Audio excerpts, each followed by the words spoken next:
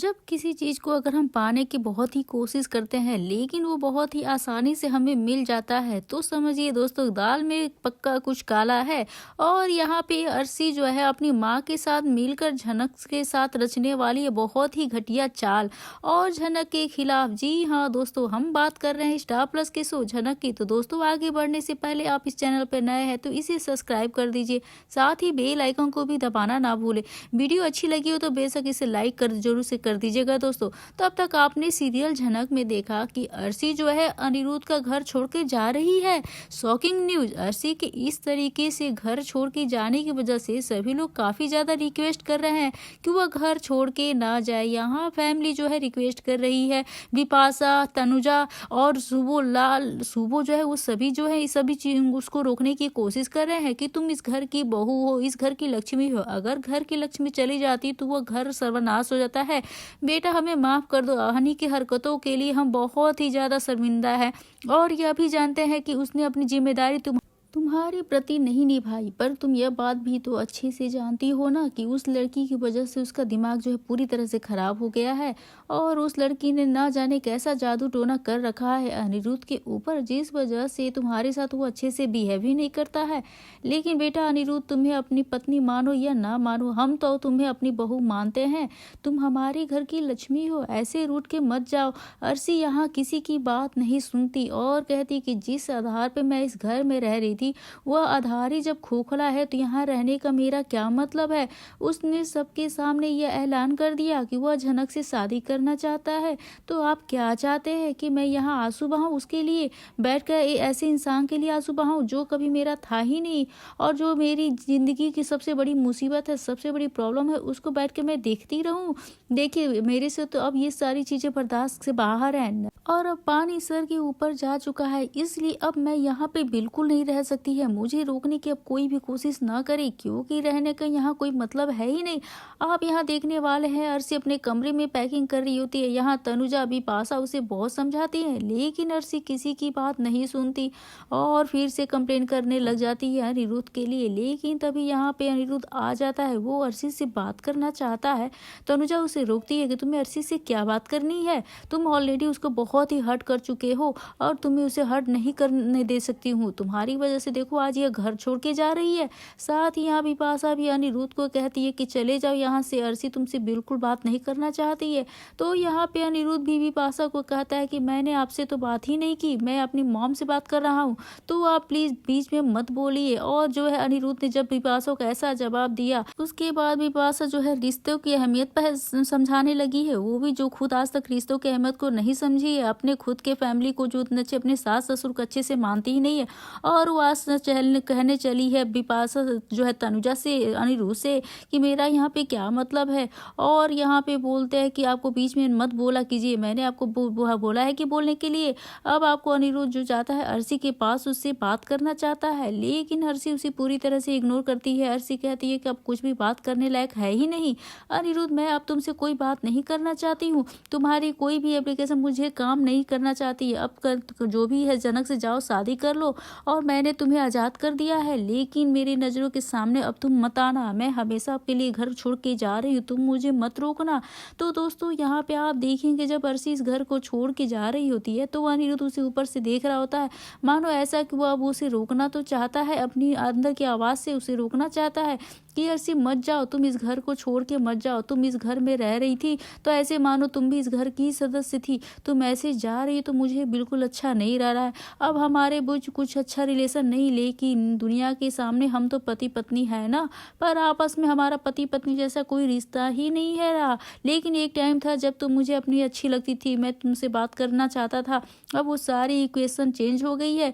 अब मैं कभी नहीं चाहता था अर्शी कि मैं तुम्हें हर्ट करूँ, लेकिन कभी मेरा यह इंटेंशन था ही नहीं कि मैं तुम्हारी लाइफ को खराब करूं। हम दोनों ने एक दूसरे की तरफ से बहुत ही ट्राई किया लेकिन हम इस रिलेशन को कंटिन्यू नहीं कर पाए। तो मुझे लगता है हम दोनों को आगे बढ़ जाना चाहिए। तो अर्शी की मानो तो वो पुकारना चाहता है, रुकना चाहता है, लेकिन इस बार वो रोकेगा नहीं दोस्तों। यहाँ अर्शी चली जाएगी अपनी माँ के पास। अब दोस्तों यहाँ से अर्शी जो है सब कुछ तो बर्दाश्त करके अपनी माँ के पास तो चली गई, लेकिन आपको क्या लगता है क्या सृष्टि चुप बैठने वालों में से है? मतलब उसकी बेटी जो है उसे अपनी जान से भी प्यारी है, उसकी आंखों आंखों में आंसू देखकर क्या वो चुप रहेगी? तो दोस्तों वह सृष्टि है अपनी खुशियों को पाने के लिए अपनी बेटी की झनक को मार भी सकती है, कोई भी कदम उठा सकती है, कई लोगों को धोखा दे सकती है। तो जब उसकी जान से प्यारी बेटी के साथ ऐसा किया गया तो वो चुप थोड़ी ना बैठेगी। तो अब देखने वाले कि यहाँ पे झनक की जिंदगी को फिर से तबाह करने के लिए दोनों माँ बेटी जो है झनक के खिलाफ गहरी साजिश रचने वाली है। जी हाँ, साजिश इतनी गहरी होने वाली है जिसमें अनिरुद्ध और झनक जो है पूरी तरीके से फंस जाने वाले हैं, क्योंकि अब यहाँ पे सृष्टि किसी भी चीज को लिहाज नहीं करने वाली है। अब बात उसकी बेटी की जिंदगी पर आ गई है। अपनी बेटी की अनिरुद्ध से शादी करवाने के लिए ना जाने उससे कितने ही साम दाम दंड भेंट किए, झनक को उसकी लाइफ से हटवाने के लिए कितने ही कोशिशें की झनक को मार देने के लिए, लेकिन अब खुद की बेटी ही साइड हो गई है। अनिरुद्ध ने ऐलान कर दिया झनक के साथ जल्द 7 फेरे लेगा। तो अपने आंखों के सामने सृष्टि ये सब कुछ बिल्कुल भी नहीं होने देगी और बर्दाश्त नहीं करेगी। झनक को तो अपनी जिंदगी का सबसे बड़ा दुश्मन तो वो पहले से ही मानती है और झनक की जिंदगी को तबाह करने के लिए दोनों माँ बेटी बहुत ही ज्यादा गहरी खतरनाक साजिश रचने वाली है। तो दोस्तों खबरें ऐसी आ रही है कि अर्शी को पता चल जाने वाला है कि अनिरुद्ध ने जो कैंसर का बहाना बनाया है, यानी उसने कैंसर की जो नकली रिपोर्ट बनाकर झनक को दिखाया था और उसे शादी के लिए राजी किया था, तो अब उसे लगा उससे बहुत ही सुनहरा मौका मिल जाएगा, क्योंकि न ग्रैब कर लिया जाए तो वैसे भी अनिरुद्ध से बहुत प्यार करती है। अब वो मुझे फोर्स भी कर रहे हैं, उनकी जिंदगी खतरे में है, उन्हें कैंसर है, उनके बचे कुछ दिन है अच्छे से बिताना चाहते हैं, यानी मैं उनसे शादी कर लेती हूँ। अब हम लोग खुशी खुशी रहेंगे। यानी अर्शी को यह लगता है कि अनिरुद्ध ने नकली रिपोर्ट बनाकर झनक को इमोशनल किया है और वो झनक को किसी बातों में फंस जाती है। लेकिन मैं हूँ अर्शी और सृष्टि मुखर्जी की बेटी, मैं झनक की तरह बेवकूफ लड़की नहीं हूँ। मुझे पता है कि अनिरुद्ध तुम क्या कर सकते हो क्या नहीं कर सकते। इस शादी को करने के लिए तुम किसी भी लेवल तक गिर सकते हो, अपनी बीमारी का झूठा नाटक करके अपने परिवार के सामने सिंपैथी दिखाने की कोशिश करोगे, ऐसा तो मैं बिल्कुल नहीं होने दूंगी। और अर्शी को ये पता चल जाएगा कि ये अनिरुद्ध झूठ बोल रहा है और यह शादी करने के लिए सबसे झूठ बोल रहा है, लेकिन नकली रिपोर्ट भी लेकर आया और यह सारी बातें बताने वाली है अपनी माँ सृष्टि मुखर्जी को। अब सृष्टि मुखर्जी यहाँ पे अपना तिगड़म तो दिमाग लगाएगी ही, कैसे इस अनिरुद्ध को उसी के जाल में फंसाया जाए। यहाँ पे जिस तरीके से अनिरुद्ध झूठ बोल रहा है, झूठी रिपोर्ट लेकर आया है, सबको दिखा रहा है कि मुझे कैंसर है। अब यहाँ पे सृष्टि मुखर्जी भी अपनी बेटी को कहेगी तुम भी नकली रिपोर्ट लेकर जाओ और सबसे कह दो कि तुम भी प्रेग्नेंट हो, अब अनिरुद्ध के बच्चे की माँ बनने वाली हो। अब जब अनिरुद्ध जो यहाँ पर शेर बन रहा है तो हम भी तो सवा शेर बनेंगे ही। अब उसको उसी की भाषा में जो जवाब देंगे। तो दोस्तों यहाँ बहुत जल्दी यह सीन आने वाला है जब यहाँ अर्शी आएंगी और वो उस हाउस में फिर से जो कह रही थी कि मैं कभी नहीं जाऊंगी, इस बार जब वो आएंगे तो बहुत ही धमाका बड़ा करने वाली है।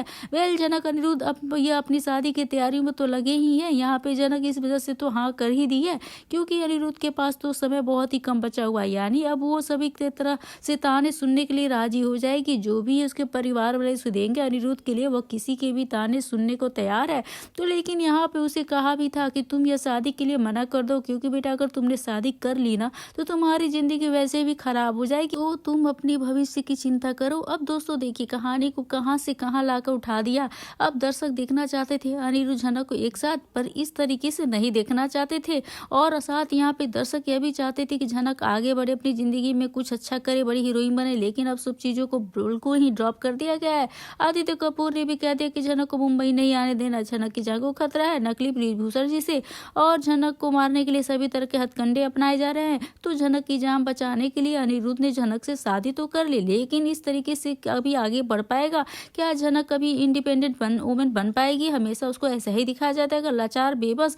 यहाँ पे मेकर्स जो है झनक को हमेशा ही प्रिंटेड बनवाया करते हैं, उसे कभी भी इंडिपेंडेंट दिखाया नहीं जाता है। कभी कभी करारा जवाब देने के लिए उसे बड़े बड़े डायलॉग्स तो दिए जाते हैं, लेकिन यहाँ पे झनक जो है खुद इंडिपेंडेंट नहीं है, वो तो जो है अनिरुद्ध पे निर्भर हो गई है। और यहाँ पे अनिरुद्ध चाहिए ऐसा क्यों दिखाया जा रहा है? झनक कब अपने पैरों पे खड़ी होगी, झनक कब अपनी जिंदगी आगे बढ़ेगी? वेल कहानी एक और जाता है तो फिर उसे दूसरी तरह से पलट दिया जाता है उसी जगह पे बिना कोई हैप्पी एंडिंग के। तो अनिरुद्ध के इस कॉम्प्लिकेटेड लाइफ के बारे में आप क्या कहना चाहेंगे दोस्तों? आप हमें कमेंट करके दोस्तों जरूर से बताइएगा। आपको क्या लगता है सृष्टि मुखर्जी अपनी बेटी की इस हालत के लिए झनक को माफ कर पाएगी? क्या उसे बदला लेकर रहेगी? अब कौन सी गहरी साजिश रचने वाली है? आप हमें कमेंट करके दोस्तों जरूर से बताइएगा। वीडियो अच्छी लगी हो तो बेशक वीडियो को लाइक करिए, शेयर करिए और सब्सक्राइब करना मत भूले दोस्तों। तो मिलते हैं नए वीडियो के साथ, नए अपडेट के साथ। तब तक के लिए आप बने रहिए हमारे साथ और देखते रहिए अपने मन पसंदीदा शो झनक से जुड़ी सारी अपडेट। तब तक के लिए बाय बाय।